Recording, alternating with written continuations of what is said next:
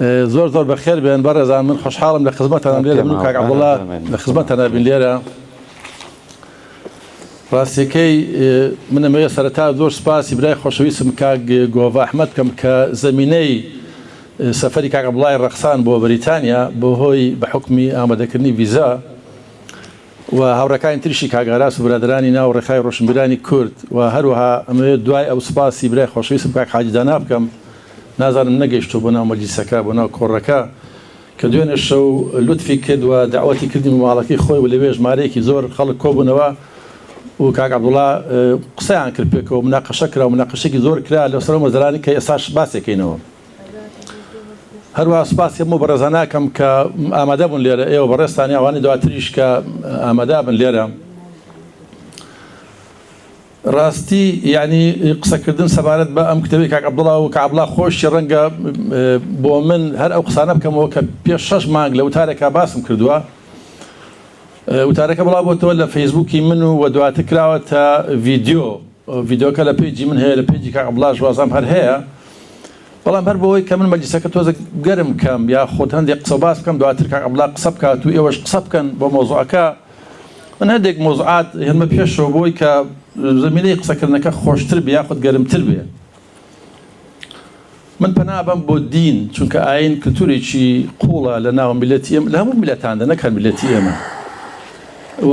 ئینسان ئەتوانێت پەنا بەرێ بۆ ئاین بۆ ڕوونکردن بە بەستەکەی بۆ ئەوەی کە ئینسان بتوانێت پەیامەکەی بگەێنێ بەتایبەت بۆ ئەم کتێبەی کاک عەبدوڵڵا کە من پێم شتێکی گرنگە پێم حەدەسێکی ڕووداوێکی گرنگە لە ناو نوخبەی ڕۆشنبیری و سیاسی کوردستانە قسەکەم بەوە دەست پێ یەکەم کە یەکەم وشە کە هاتووتە خوارەوە بۆ پێغەمبەری ئیسلام ئەڵێ ئیقرأ باسم ربك الذي خلق الإنسان من علق مثل بە سوورەی عەلەقە سوورەتێکی بەناوبانگی قورئانە کە مەفهومی قسەکە ئەوەیە بخوێنەرەوە ئیقرأ بخوێنەرەوە بۆی کە فێر بی کەواتە فێربوون مەسەلەیەکی ئەجگار گرنگە بۆ ئینسان کە ئینسان نەتوانێت فێر بێ ناتوانێت هەنگاو بنێ بۆ پێشەوە و دوای ئەم مەسەلەی خوێندنەوە و فێربوونە یاخود پەنابردن بۆ مەعریفە من دێمە باسکردن بە چەند خاڵێکی خێرا من تێپەڕم تێکست تەمەن دوای قورئان کە باز لە ئیقرائەکە بە پێغەمبەر لە فێر بە بخوێنەرەوە جا قورئان دابەزیوە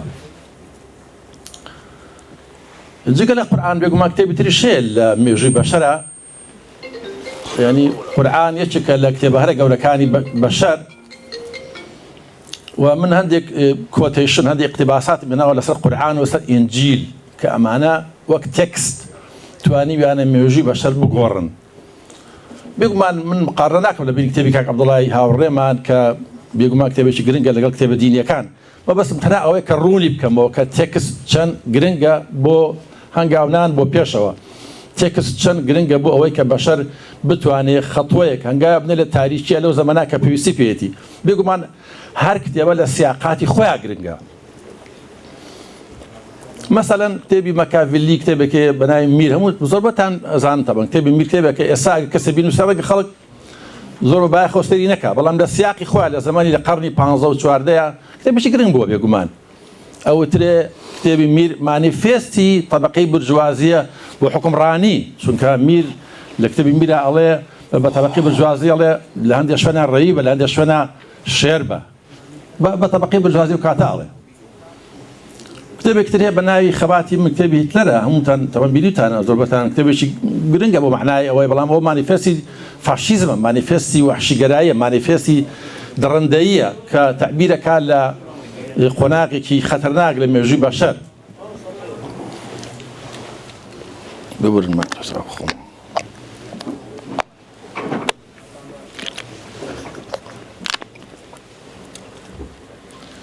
ئەم کتێبانە کە من باسم کردن هەم میر و هەم کتێبەکەی هیتلەر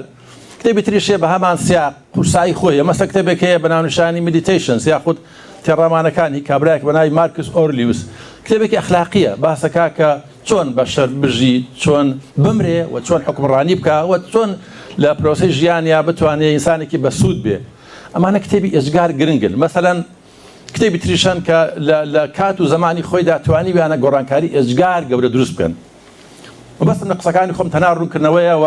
کە من ێستا چەند اقتباسێک دێمەوە لە کتێبە گەورەکانی بەشەر ئەمە ڕوونی بکەمەوە جینا بێگومان کتێبە دینەکان کتێبی دینین یعنی ئەوە دینە و ئاینە و قورسایی خوانیان هەیە.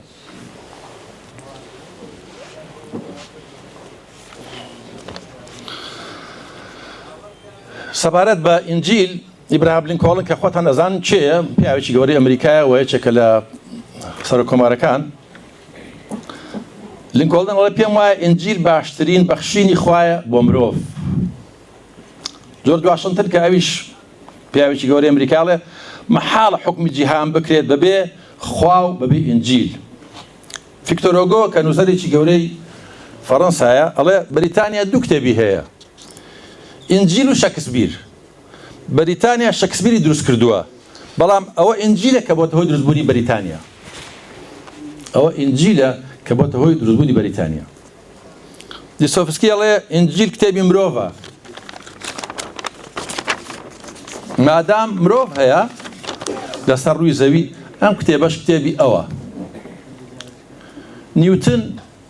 زانایەکی گەورەی فیزیکا بێگومان هەموو عالەمەی ناسەیە ئەڵێ ئێمە کتێبی ئینجیل وەک فەلسەفەی هەرە باڵا سەیرەکەین. من لە کتێبی ئینجیلدا نیشانەکانی ڕەسەنایەتی زیاتر بینم لە هەر کتێبێکی مێژوویی. لە ئینجیلدا ڕەسەنایەتیە بینم لە هەر کتێبێکی تری مێژوویی. کەسێکی نەناسراو ئەڵێ کتێبی پیرۆز یعنی ئینجیل ڕێگریەکە لە تاوان و گومڕایی یان گومڕایی و تاوان ڕێگریەکە لە بینی ئەم کتێبە. ئین کەسەکە گومڕاز بوو ئەم کتێبە نابینی ئیتر یانی. قورئانی پیرۆز کە بێگومان قورئان پێویست ناکات ئینسان وەسفی بکە. ئەوە گەورەیە. لە قورئان هاتووە ئەڵێ لەقەد ضربنا للناس في هذا القرآن من كل مثل لعلهم يتذكرون. غاندی ئەڵێ گەیشتومەتەوە بڕواایە کە ئیسلام بە حکمی شمشێر بڵاو نەکراوەتەوە بەڵکو کاریگەری قوڵی قورئان لەسەر دڵی خەڵک. قورئان ئەنی خۆشەویستی ئیسلامی دروست کرد بۆ خەڵک. گۆتە شاعری گەورەی ئەڵمان نووسەری گەورەی ئەڵمان فەیلسوفی گەورەی ئەڵمان ئەڵێ قورئان کتێبێکە کاریگەریەکەی بەسەر ناچێت هەرچەند بیخوێنیتەوە زیاتر سەسام دەبیت پێی. سەرەتا تووشی سەفڕمان دەبیت دواتر دڵ ڕاکێشێت و سەرنجام احترامی خۆی فەرزەکات. لا مارتینی مێژدونوس ئەڵێ گەورەترین کاریگەری ئەخلاقی قورئان ئەوەیە کە پرەنسیپی یەکبوون و یەکسانی نێوان ئینسانەکانە چاندووە. تۆلستۆی قسێکی زۆر بەڕاستی کاریگەری کردو کە من زۆر سەرسام بوو پێی ئەڵێ بە دڵنیاییەوە ڕۆژێک دێت کە سەرانسەری جیهان دان بۆ دەئانێن کە قورئان کتێبی خوایە و ئاینی ئیسلامیش ئاینی حەق و ڕاستیە. بێگومان من نامەوێت تەبلیغاتی دینی بکەم بەڵام مەبەستم لە ئەوەیە کە کتێب و تێکست چەند گرنگە. مستەفا مەحموود باس لەوە کە لە قورئان تاقە کتێبە کە دەست دەخاتە سەر برینەکە و نەخۆشیەکە دیاری ئەکات ئینجا چارەسەر وەسفەکات و قورئان دەستوری ژیانە. محەممەد غەزالی ئەڵێ قورئان بۆیە دانەبەزیوە کە لەسەر مردووەکان بخوێنرێتەوە بەڵکو بۆ ئەوەیە کە لەم جیهانەدا کاری پێ بکرێت. بەڵێ من بێگومان مەبەستم لەوە بوو کە لەم قسانەی کە کردم ئیشارە بۆ بکەم کە تێکست مەسەلەیەکی گرنگە لەم زەمانەی ئێستای کە بێمەوە کتێبی کاک عەبدوڵڵا کە وەکو باسم کرد من پێشتر مقالێکم لەسەر نووسیوە لە مانگی کۆتایی مانگی 5 بڵاوبووەتەوە و دواتر بوو بە ڤیدیۆ. گەنجێک لە کوردستانە دوای 4 ساڵ پەرلەمانتاری دوای شکستی جوڵانەوەیکی گەورەی وەکو بزنەی گۆڕان دوای شکستی ئەو پرۆسەیە کە لە کوردستان وەکو ئۆپۆزیسیۆن هاتە پێشەوە زۆر خەڵک گومڕا بوون زۆر خەڵک تەسلیم بوون زۆر خەڵک ڕوویان کردە نازانم بڵێم چیە ڕوویان کردەوەی کە خۆیان بفرۆشن بە جۆرێک لە جۆرەکان بە دەسەڵاتی سیاسی ئەوە خەڵکانێک تر حتاوتیان کە بە ئەسم معارەزە بوون غەڵەتە کەسێک دێت تێبگە نووسەیە باس لە فیزیک ناکە. ئێستا ئەوە گرنگە یعنی هەموو ئەو کەسانی کتێب بنووسن باس لە بەشێکی بچووکی ژیانی ئینسانەکە فیزیایە چیمیایە نازانم زەراعەتە. ئەم کتێبی کاک عەبدوڵڵا باسەوە ناکە باس لەوە کە چۆن دوو مەقۆلەی گرنگی ژیانی بەشەر بەرەو ڕووبینەوە ئەویش عیبارەتە لە ئازادی و عەدالەت.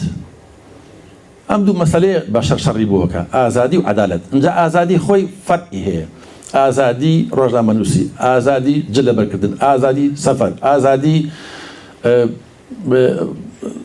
ئەوانی کە بەشەر پێویستی پێێتی و عەدالەتیش بێگومان زۆر دۆری هەیە. عەدالەت ئایا عەدالەتی مطلقە، عەدالەتێکی نسبیە، عەدالەتێکە کە سۆسیالیستیە، عەدالەتێکە کە لە بەرامبەر قانون عادلانەیە. یعنی ئەم دوو مەقۆلەیە کە تەفسیرێکی زۆر تەفسیر هەڵەگرێ، بەڵام شەڕی بەشەر بە شێوەیەکی گشتی بۆ ئەم دوانەیە. کاک عەبدوڵڵا هاتووە باس لەمە ئەکا، ئەڵێ کاکە ئەمە دۆخی کوردستانە، ئەمە ئەو ژیانەیە کە ئێمە تیاین و ئەمە ڕێگا چارەسەرەکانە کە ئەم پێشنیارێکە کە گەنجی ئەم وڵاتە، مرۆڤی ئەم وڵاتە ڕوبەڕووی بێتەوە. بە تەسەووری من لە فەزایەکی سیاسی تاریک و ناخۆشە کە وڵاتی ئێمە ڕوبەڕووبێتەوە، لە فەزایەکە کە هەموو کەس خەریکی خۆیەتی، هەموو کەس خەریکی یا بڵێن زۆربە خەریکی ئەوەیە کە خەریکی ژیانی خۆیەتی سەری کەس کردو بەرەو ژیانێکە ئایا گۆڕانکاری پێویستە لەم وڵاتەدا. ئێستا باسەکەی ئەڵێ دەسەڵات کەم و کوڕی هەیە، ئەڵێ نەخێت دەسەڵات قەی ناکە، ئۆپۆزیسیۆنیش هەستا کەم و کوڕی هەیە. ئێستا متمانە بۆ معارەزەش نەماوە، ئەڵێ فڵان کەس معارەزە دە کەس دەڵێ کاکە نەخێرەوی ژۆڵا لەژێرەوە خۆی فرۆشتووە. یعنی فەزایەک ڕەنگە ڕاستیش نەبێ،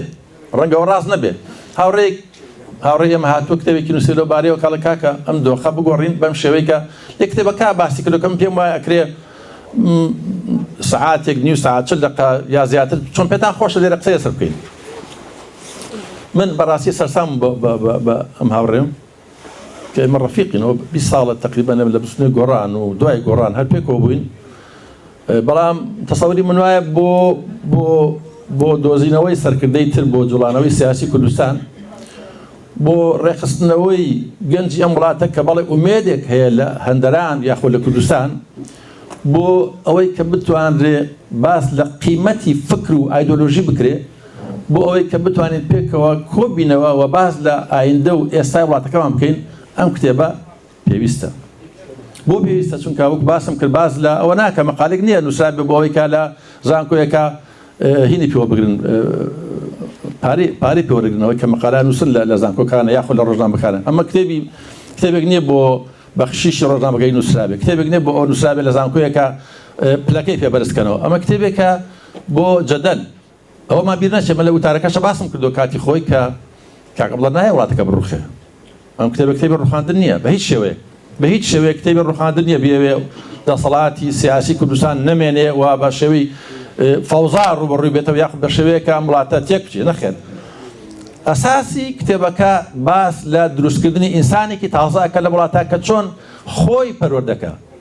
خۆتان نەزان ئێستا لە دنیای فکر و معریفەی ئەوروپاشە شتێکە بە ناوی سێڵف هێڵپ، خۆ پەروەردەکردن. بەڵام ئەو خۆ پەروەردەکردنی کە لە ئەوروپا مۆدێلیەتی لەگەڵ ئەمە جیاوازە. ئەوەی ئەوروپا باس لە خودی خۆ دەکات کە چۆن بانە لە خەوەڵاستی چۆنەچی وەرزشی بانیانەکەی چۆن خواردەکانت چی بێ، ئەمە باس لەوە ناکە. باس لە شێوازێکتر لە ژیانەکە کە لە وڵاتی ئێمەدا سیستەمەکە بەم جۆرەیە، تەبەقەی دەسەڵاتداری سیاسی بەم جۆرەیە، لیبرالیزمی نوێ لە کوردستان بەم جۆرە کە لە کاتی خۆی لە مەدرسەی شیکاگۆ لە ئەمریکا کرا، لە کوردستان بەم جۆرە تەنفیزەکرێ. تەفاسیلی ژیانی سیاسی و ئابووری کوردستان باس کراوە و چارەسەرەکانیشی لە دیدی خۆی باس کردووە. من هەست دەکەم ئەوەندە بەسە من قسە بکەم سەبارەت بە کتێبەکە و کاک عەبدوڵڵا خۆشی لێرەیە و من بە ناوی ئێوە دیسان بەخێراتری ئەوە کەم پێم وایە من حەقی خۆم قسە کرد و سوپاسان دەکەم دیسان ئێوەش بەخێر بێن و سوپاس بۆ گوێگرتنتان.